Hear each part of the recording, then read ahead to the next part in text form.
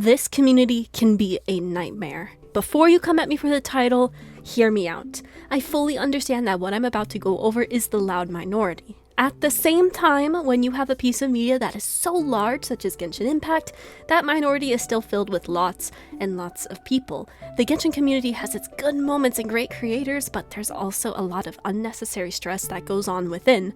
Having witnessed and heard the loud minority loud and clear for so long, I thought I'd discuss the nightmare that Genshin's community can be sometimes. Let's talk about elitism first. There is definitely a sense of elitism that occurs in this game. Maybe you've seen posts like, "Those who pulled on Kazuha's first banner are the only true fans," or "I'm free to play, so I'm better than those who pay money."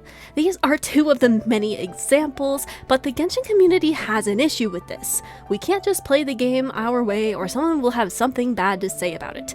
Maybe it's a team you're running and because it's not optimal, you're quote, playing wrong. Maybe you built a character differently and thus you must quote, not be a true fan. Who cares?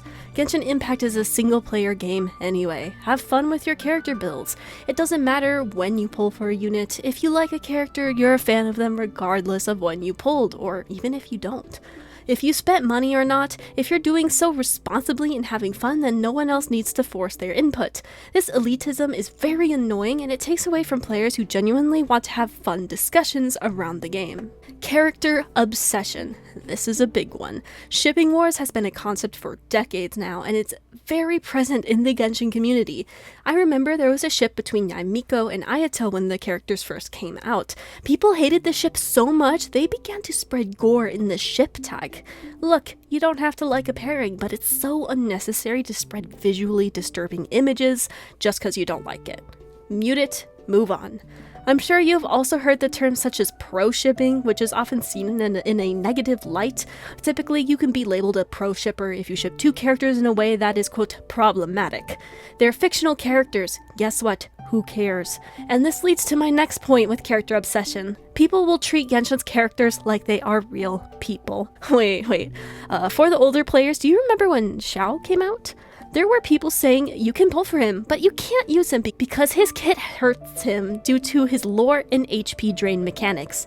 Oh my god, he's not real. Now, this isn't a Genshin specific issue, but it's very prevalent in this community. You may have heard the meme or saying that fictional characters get better treatment than real people, and you're sure to stumble across this. Let's discuss social media surrounding the game updates next. Every time a new version releases, the beta for the following version also releases around the same time. Based on the leaks that are shown, a bunch of discourse is bound to follow. Thankfully, lots of these are curious questions admiring what's coming next or addressing concerns, but a lot of it can be exhausting too. Every banner gets people talking about who they're going to pull for, but some go a step further to show how superior they are for not skipping a certain unpopular unit. It's just ridiculous stuff.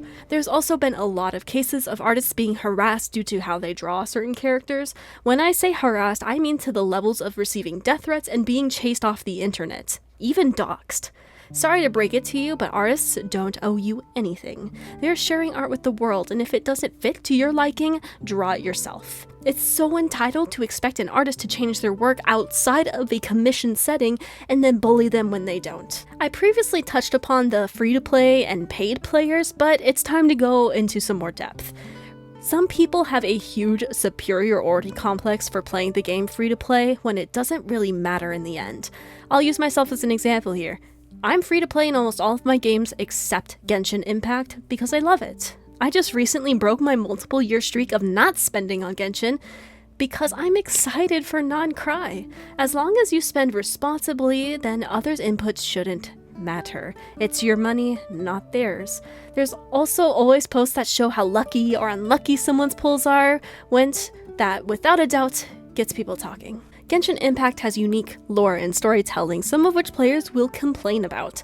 I've been this player with Natlan, but instead of being able to have constructive discussions about the game's lore and story, we instead get a lot of people arguing. Or your opinion will just be written off as quote bait or dumb. I've gotten plenty of those types of comments on my videos before. There are a lot of lore misinterpretations as well that can cause confusion among players, and some even go as far as to insult people over what they believe to be correct. What I wish that the Genshin Impact community understood is that you can discuss the game while remaining kind. You don't have to hurl insults or threats. Also, just because you disagree doesn't mean the other person is automatically wrong. Multiple interpretations of a story can exist. Now, I don't know if Genshin Impact has a younger demographic overall, but I can say without a doubt, this community has an immaturity issue. I actually looked into this, and according to Udonis.co, 27% of the player base is under 25, while the average player is around 35.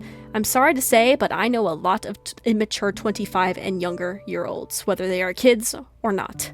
Many players are quick to be defensive and lash out, instead of wanting to listen to genuine critiques and consider new perspectives. They'll just say you're a bad person. If you give a take that's not popular or that is seen as problematic, you'll get eaten alive. Cancel culture comes to play against bigger creators, where players will do anything and everything to try to ruin whatever career they might have. And this applies to the voice actors as well, namely on the English side of things. It's incredibly toxic and unfortunate. All that energy could be spent enjoying the game or doing other things you enjoy instead of trying to bring people down over the internet. With any fan base, you're going to run into obsessive fans, but Genshin has a lot of them running around. With my gacha videos, I try to have fun, and when I do critique the game, I want to encourage genuine discussion. I may not always succeed, but it brings me much joy when a viewer interacts thoughtfully, even if they disagree. In past videos, I had viewers tell me I'm a bad person, throwing out buzzwords at me, and even attacked my artistic skills in an attempt to ruin my mood.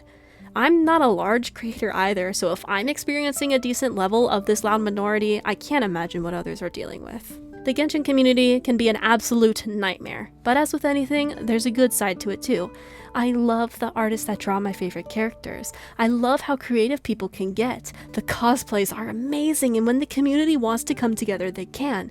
I think I even saw someone make a drone of Kirara's cat box form that would fly around. It's stuff like that I think is so cool, as it showcases the talent and creativity that this fandom has to offer. My advice to you is, if you encounter this nightmare side of the community, is to walk away and ignore it. On the internet, we are in charge of cultivating our spaces. If there's someone you don't like, you can mute them and move on. You don't have to see their content, and you don't have to try to tear them down either.